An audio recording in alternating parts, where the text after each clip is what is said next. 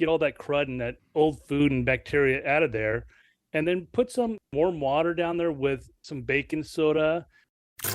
This is the Checka Pro Radio Show. Checka Pro Joe has assembled a team of pre-qualified home service contractors to bring you the latest in services, products, and techniques.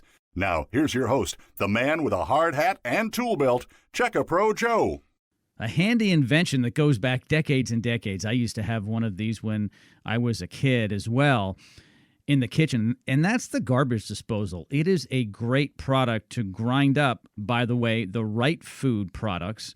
But often it stinks. We get this question all the time here at Checka Pro Radio. Why does my garbage disposal smell? Why does it stink? Well, I brought an expert on, Bobby Crowder. He is a plumber in Surprise, Arizona. Bobby, how are you? Hey, Joe. Thanks for having me on. Hey, thank you so much for taking time out of your busy day to answer this question.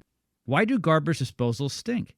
That's a good question. Well, first of all, what goes inside a garbage disposal? It's usually food particles, everything you can pretty much stuff down there. So over time, those food particles will, stick against the walls, sit inside the disposal, and underneath the little boot that's right there, underneath that, bacteria forms and stuff like that. So there should be a monthly or every month or so, you should be cleaning that out. What I always tell people, if your boot right there, easily to remove, you can remove it and clean it. If not, get underneath there, get all that crud and that old food and bacteria out of there, and then put some warm water down there with some baking soda. Vinegar works great too.